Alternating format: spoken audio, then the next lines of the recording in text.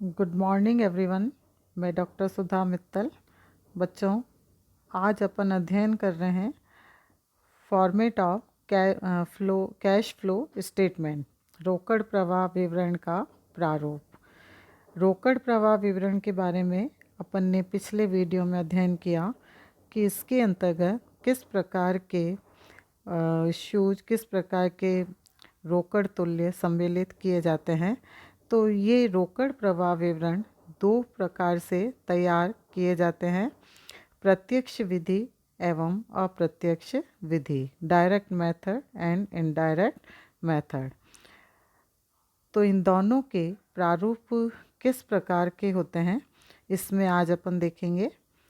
भारतीय लेखा मानक 3 संशोधित में रोकड़ प्रवाह विवरण हेतु कोई विशिष्ट प्रारूप नहीं दिया गया है, किंतु इसके साथ दिए गए परिशिष्ट में उदाहरण के रूप में प्रत्यक्ष व अप्रत्यक्ष विधि से रोकड़ प्रवाह विवरण बनाकर प्रस्तुत किया गया है, जिनका प्रारूप इस प्रकार से हम देख रहे हैं। डायरेक्ट मेथड में किस तरह से कैश फ्लो स्टेटमेंट तैयार किया जाता है, तो इसका जो फॉर्मेट है और इसमें जो आइटम्स हम देख रहे हैं, जैसे पहले इसको 3 भागों में डिवाइड किया है, ए, B and C.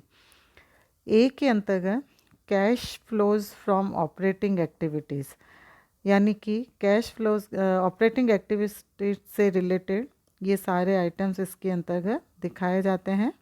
A part में cash receipts from sales, commission and fees, royalty, interest received, तो ये आइटम इसके अंतर्गत दिखाते हैं। और कैश पेमेंट्स फॉर जो कैश रोकड़ जो भुगतान किए हैं, जैसे purchase, wages, operating expenses, income tax, interest payment etcetera. Net cash flow from operating activities, अब ये सारे जितने भी इनकी टोटल है वो कहलाता है नेट कैश फ्लो, जो कि ऑपरेटिंग एक्टिविटीज़ से प्राप्त हुआ। बी पार्ट में दिखाया जाता है cash flows from investing activities, यानी कैश फ्लो जो रोकड़ प्रवाह हुआ है वो जो कि इन्वेस्टिंग यानी जिसको विनियोग के रूप में किए गए हैं, जैसे purchases of fixed assets, purchases of investments, sale of fixed assets, sale of investments, interest received, dividend received. ये सारे की सब जो भी ये मद हैं, इनके टोटल्स को net cash flow from investing activities के अंतर्गत दर्शाया जाता है।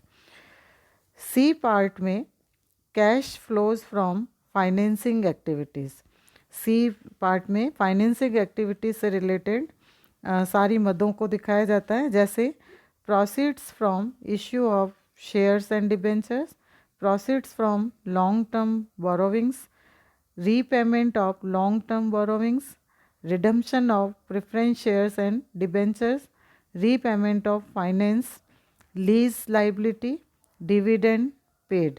ये इन सब की जो टोटल है सी पार्ट की, तो वो कहलाती हैं net cash flow from financing activities. उसके बाद नेट इंक्रीज और डिक्रीज, इन दोनों में या तो नेट इंक्रीज वृद्धि हो सकती है या डिक्रीज कम हो सकता है in cash and cash equivalents.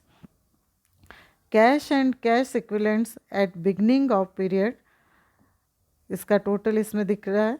Cash and CAS equivalents at closing of period, तो जो भी इसके अंदर चाहे वो डिक्रीज है या इंक्रीज, वो जो टोटल इसके लास्ट में जो बैलेंस आता है उसको cash and equivalents at closing of period के टाइम दर्शाया जाता है। तो ये डायरेक्ट मेथड है जिसमें इस प्रकार से कैश फ्लो स्टेटमेंट के अंतर्गत ये एंट्रीज करते हुए और इसका लास्ट बैलेंस ज्ञात किया जाता है।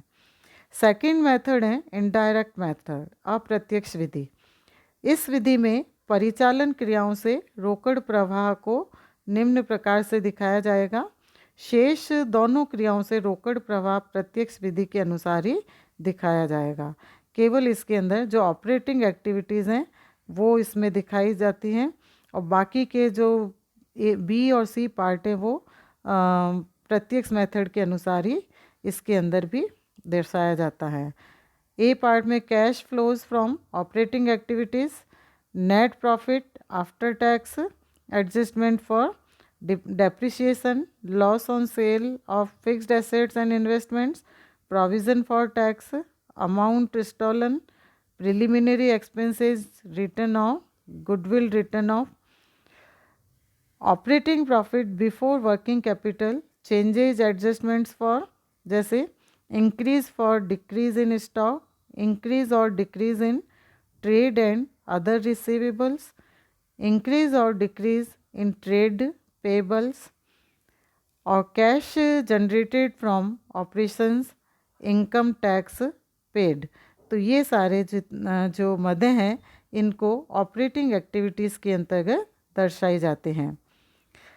इसी प्रकार से बी में, पार्ट बी में cash flows from investing activities, जो कि हमने डायरेक्ट मेथड के अंतर्गत भी देखा, और इसमें सेम वही सारे मदें दर्शाई जाती हैं, जैसे purchase of fixed assets, purchase of investments, sale of fixed assets, interest received, dividend received आदि।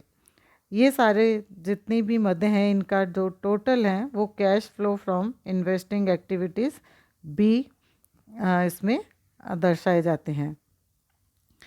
कैश सी में cash flows from financing activities, जिसमें proceeds from issue of shares and debentures, proceeds from long term borrowings, repayment of long term borrowings, redemption of preference shares and debentures, repayment of finance, lease liability, dividend paid, interest paid।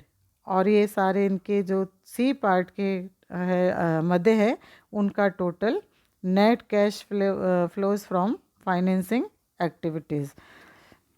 इसके बाद net increase और decrease दोनों, यानी increase या तो वृद्धि या decrease in cash and cash equivalents, A plus B plus C, तीनों आइटम्स की टोटल, और cash and cash equivalents at beginning of period. और ये क्या होता है, बिगनिंग ऑफ पीरियड यानी प्रारंभ जो है बैलेंस वो इसके अंदर दिखाई देता है, और उसके बाद cash and cash equivalents at closing of period, और टोटल इनका लास्ट का जो बैलेंस आता है वो इसके अंतर्गत दर्शाया जाता है। तो ये दो प्रकार के मेथड से कैश फ्लो स्टेटमेंट तैयार किए जाते हैं, प्रत्यक्ष और अप्रत्यक्ष विधि। अब इसके बाद नेक्स्ट वीडियो में अपन अध्ययन करेंगे रोकड़ प्रवाह विवरण तैयार करना।